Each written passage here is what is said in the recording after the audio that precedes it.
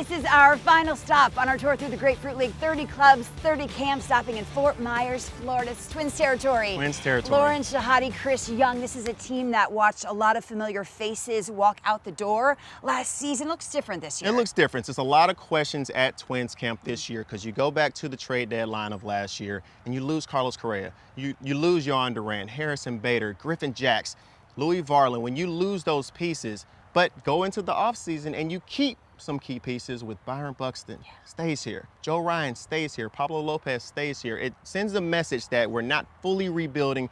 We're retooling, but we're creating a pathway for a lot of our young guys, Brooks Lee, Luke Keaschall, to get an opportunity to go out there every day and play baseball. You mentioned Byron Buxton. It's going to be 12 years for him in a Minnesota uniform. He will represent the USA in the World Baseball Classic, something he says he's honored to do. Coming off 35 home runs, just outside top 10 in MVP voting, a year he says he is very proud of. Byron Buxton, how is this your 12th year coming off 35 home runs, so darn good last year? What about that year are you proudest of? It was good. You know, I think for me the biggest thing was being able to post up every day. I remember going to the office and telling him, like, my goal is to be in center field as much as I can. And center field just kind of keep me sane. No matter what I'm doing at the plate, I know I can go out there and play good defense. So it's something that I think was a separator for me this year. And you're about to join maybe the best team ever. Did you expect the call for the red, white, and blue?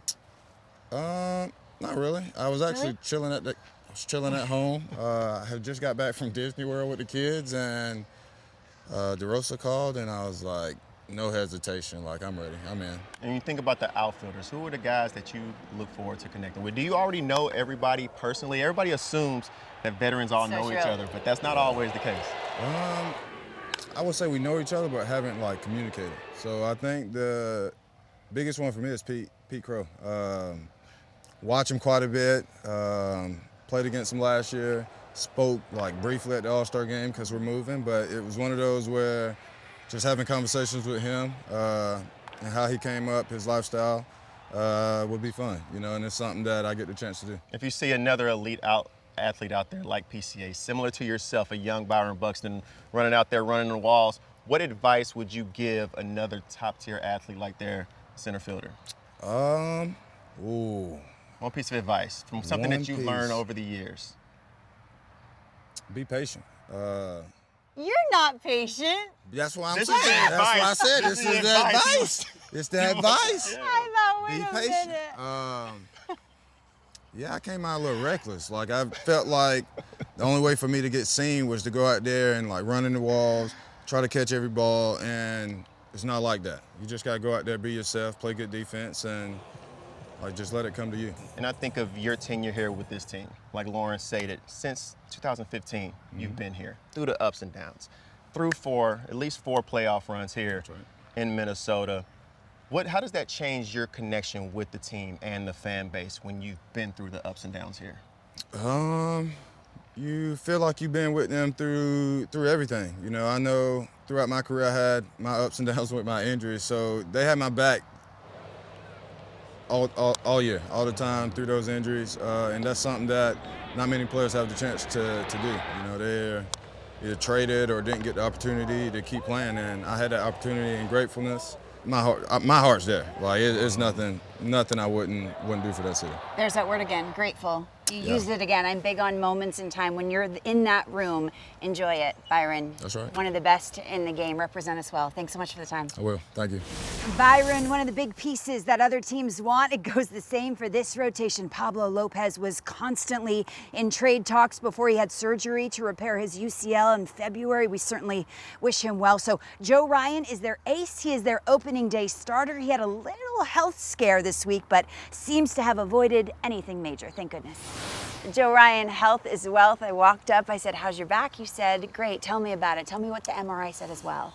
Yeah, just a little inflammation in there, kind of bugging me, and just you got to be smart this early in camp and protect yourself. And yeah, we got a good plan together, feeling really good, and yeah, got to get off the mound yesterday and threw 30 pitches, feeling good, and working on execution more than feeling my back, so that's always a good thing. Congratulations on the season last year.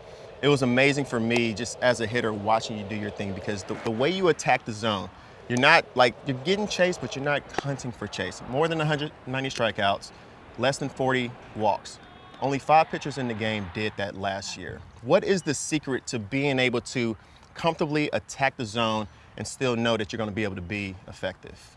Yeah, I think that's where the data comes in, and having those numbers to back up your plans, and just figuring out count leverage, right? Attacking the zone early.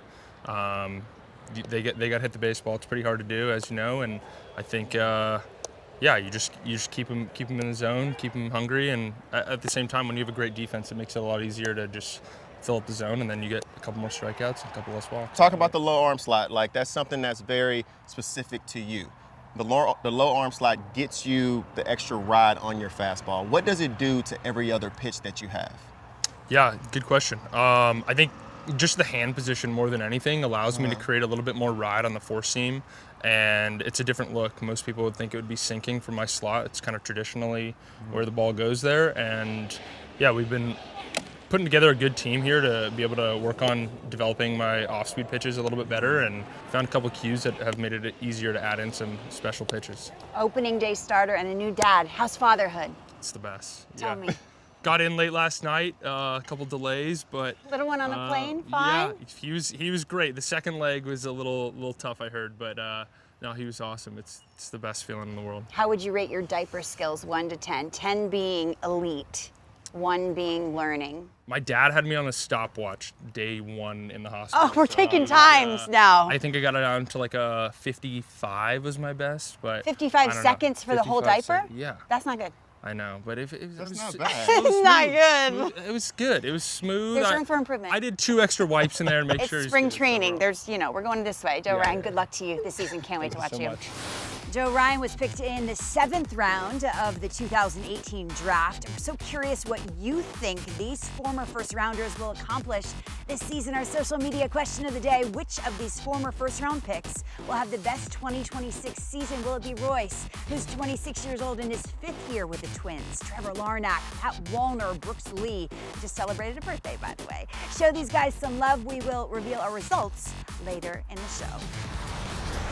Fort Myers, Florida, we are ready for Twins baseball. Are you? Welcome back to 30 clubs, 30 camps. The Twins have young talent on this year's team, and Brooks Lee is coming into his own. Everyone talks about the adjustments he's made that he thinks will result in a big leap in his career. He's talking about his future plans, and he is in his house with CY.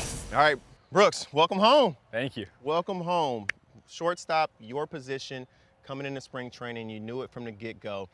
How does that change your preparation in the offseason, knowing I don't have to know third, short, and second, I can lock in on one position? Yeah, all my focus in the offseason was at short. Usually it's all 3, it's second, short, and third, but I felt like this year I had a pretty good understanding of where I would be. So yeah, all my reps were at shortstop, working on the handwork. Obviously we talked about just the range and stuff like that. So trying to get better with the first step, and that was all of the offseason. And at the plate, you spoke a lot about trying to make adjustments. As a switch hitter, and it's something I'm curious about because I've had to change my approach as a hitter plenty of times. Yeah. As a switch hitter, when you're trying to make those adjustments, are you trying to be the same guy from each side of the plate, or is it completely different adjustments and tweaks that you're trying to make?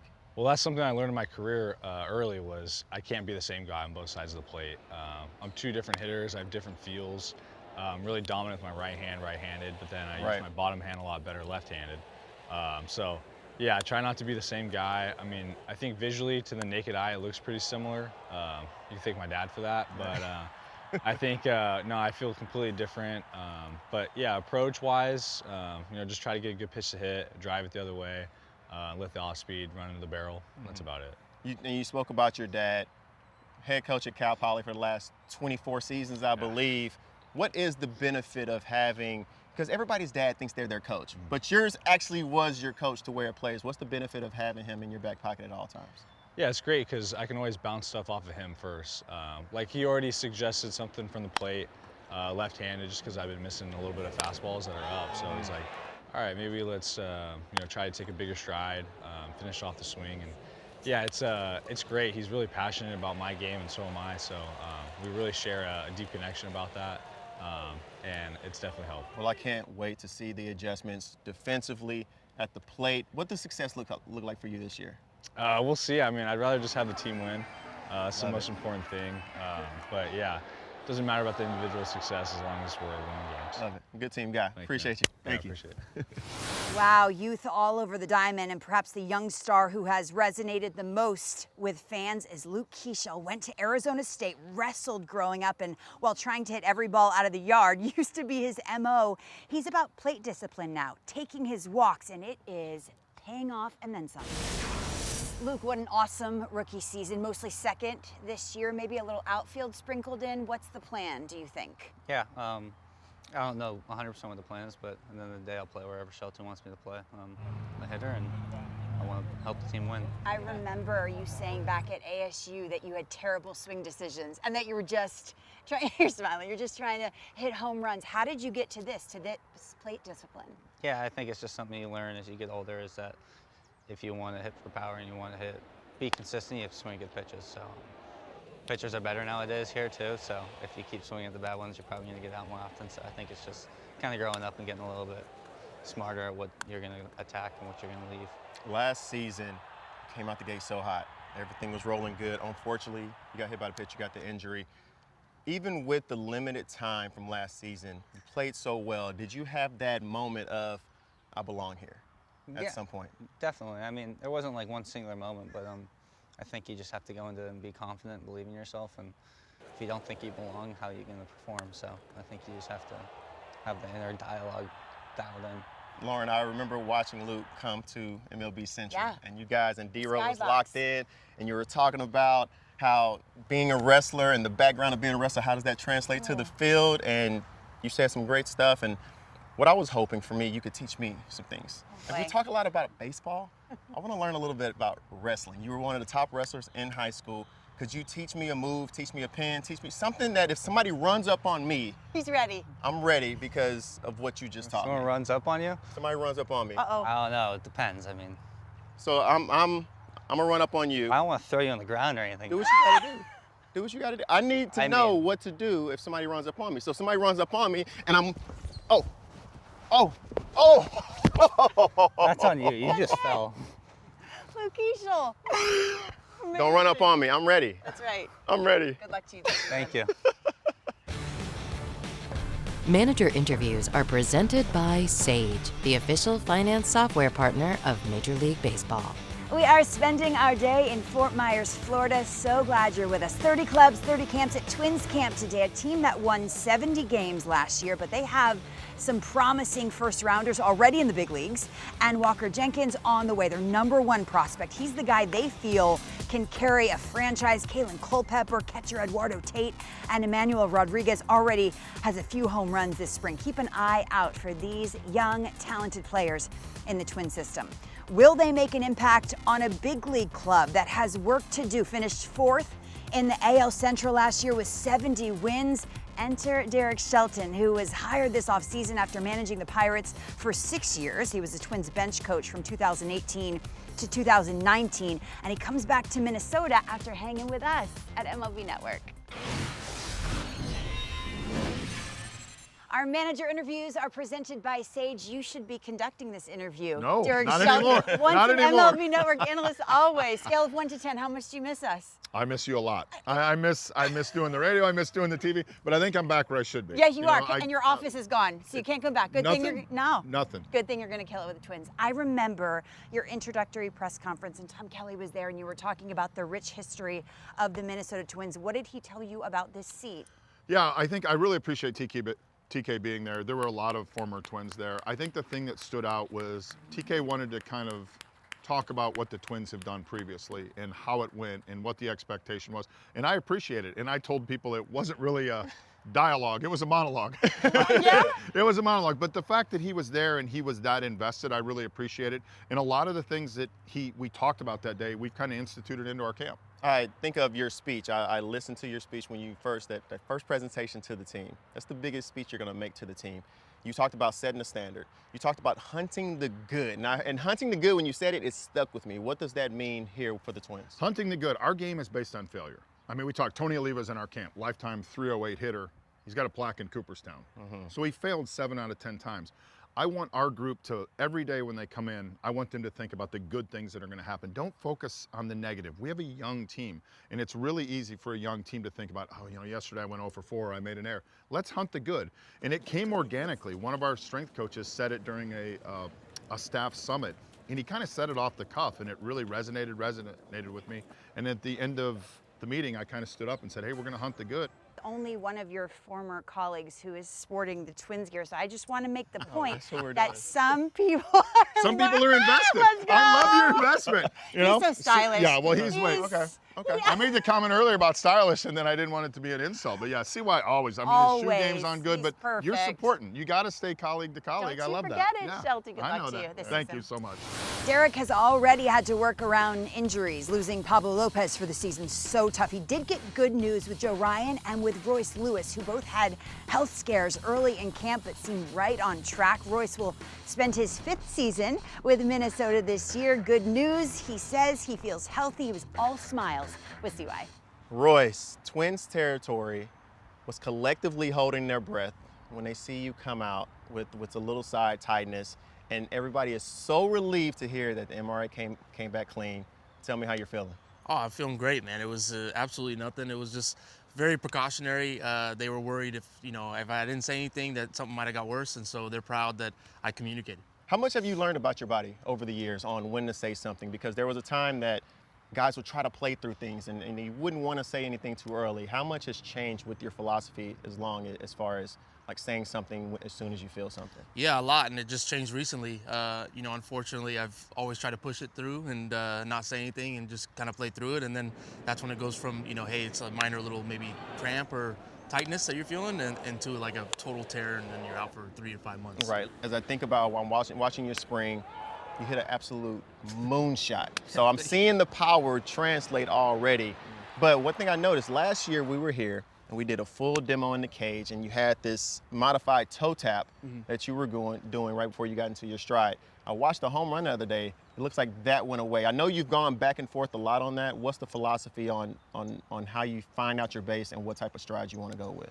Yeah, so 2 things. I just wanted to be more consistent. I think that's the name of the game. And so at the plate with that toe tap, I was a little bit more inconsistent, especially with my timing, and which is a huge issue, obviously, in today's game. That's the name of the game, is being on time. And so if I wasn't on time, obviously, very inconsistent there. But then also, too, I worked with a new hitting coach, Jeremy Eisenhower is his name. Okay. And I finally, got with him, and he worked with Jorge Polanco. My boy Alante Hall actually got me in touch with him, and we FaceTimed, and he told me, man, your swing sucks. And so that's how I knew. I'm like, I got to work with this guy. And he's so straightforward, but he's really helping me out. Even when I'm at home run, he's like, we can do better. We can do better. You got to get in your legs more. What are your goals coming into this season? What do you want to see from yourself? I want to see myself have 700 plate appearances, make great defensive plays, and be reliable over there for our pitching staff, and run the bases a little bit more and have some fun doing that. So I can't put a number on it, but I want to steal and have some fun out there like I did when I was young. I love it. I love it. I see one more year in. You had the hat on last year with a bunch of autographs from the fan base. Yeah. Explain the story once again, and let's go through the autographs you have on your hat. Yeah, so every time a kid asked me for an autograph, I started asking them, like, hey, can you sign? And I think it's important because, for one, like, these kids take their time out of their day with their parents to come watch us play at the field. And every time I get an autograph, it's really cool to get one back. And so I think it makes the kids happy, but it makes me happier at the end of the day, Give me one that stands out to you on that hat. Yeah, we talked about it a little bit, but the cursive one, man. He told me it was HJ, but he looked like he put an 8 in there too. So he might have gave me a sick autograph, and when he becomes a big leaguer, I'm going to have it, 20 years in advance. So I hope I'm to see HJ in the big leagues, and I hope to see you go out there and do your thing this year. Have some fun, man. Love it. I appreciate it. Thank you. Great to see you, CY.